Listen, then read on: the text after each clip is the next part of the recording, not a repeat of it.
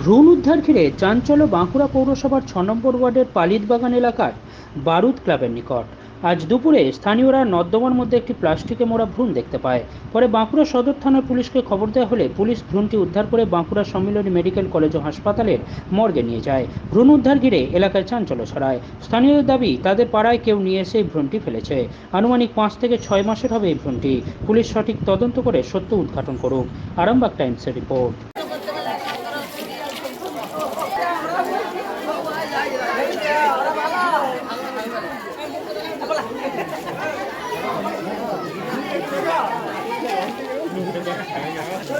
দেখলাম আমরা এই যে বাইরে জল ফেলতে আসি, তো তাহলে দেখলাম যে এরকম পড়ে আছে।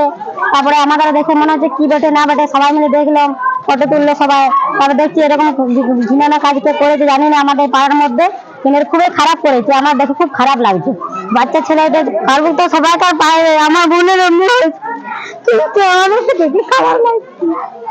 ছোট ছেলে কার কি খারাপ তুলে দিয়েছে, এটা ভালো লাগে, কিন্তু পাড়াতে কে তুলেছে এরকম ভালো লাগে। যারা যার দরকার ছিল না ছেলেগুলো, আমাদেরকে কারোকে বলতে পারতো কি নিব না, বাচ্চাটাকে দিয়ে দিতে পারতো কারোকে। যে হোক, ছোট ছেলে এটা অন্যায় করেছে, কিন্তু এরকে ফেলেছে কিন্তু বলতে পারেন, যদি যে ফেলেছে তাকে যদি পেতাম, তাই তাদেরকে চুলমুটি ধরে মারতাম এখানে, যে যদি হতো। আমরা তো জানি না এটা কে ফেলেছে। আমরা জল ফেলতে আসছিলাম, জবড়া আর ফেলতে আসলাম, আমরা দেখেছি। আমরা কজন ছেলে মিলে দেখেছি, আর আমরা মেয়ে ছেলে 2-4 জন দেখেছিল। তাহলে আমার নাম প্রিয়া মালাকার। হ্যালো বলতে আমাদের পাড়াটা খুবই সুস্থ এবং ঠান্ডা পাড়া, ঠিক আছে।